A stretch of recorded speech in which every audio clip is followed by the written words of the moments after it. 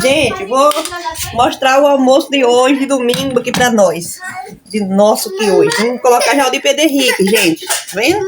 Meu almocinho de hoje, feijãozinho. Aqui é o arroz. Cadê a colher?